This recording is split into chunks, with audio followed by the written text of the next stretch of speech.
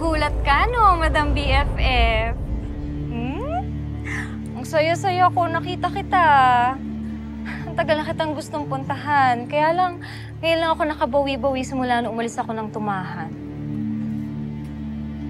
Ano nangyari sa'yo, Dolores? Bakit parang nag-iba ang itsura mo kumpara sa dati? Well, let's just say na naka-jackpot ako ng mayaman. So look at me, look at my hat, look at my dress, my bag, everything, my accessories. They're all signature na. Parang ikaw, alam mo naman, idol na idol kita, Madam BFF.